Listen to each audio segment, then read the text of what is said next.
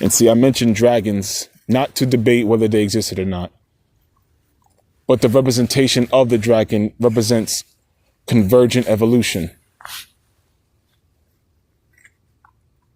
See, the Imperials, they are literally wired differently than most people in the world. They're literally a different organism altogether at this point in time. The reasons for this is because the Imperials come from draconian times, which is a real world in our world. Draconian is a real term, but dragons is debatable. And during those times, they also practice Genesis in its entirety of survival of the fittest, where only the peak of the peak are allowed to have children through the sanctity of marriage. If you was not married, you could not even engage in lewd sexual acts, or you would be sacrificed.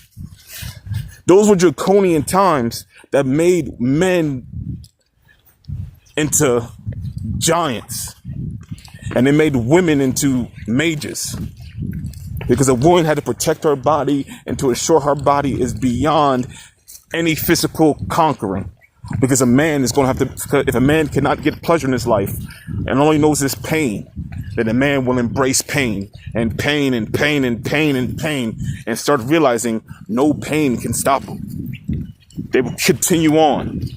The very notion of death would not even walk into their DNA. They will carry on.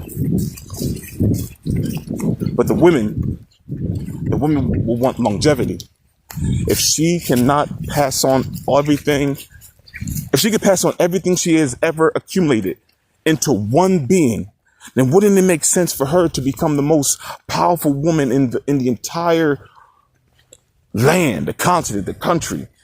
And only then will she allow herself to be bed.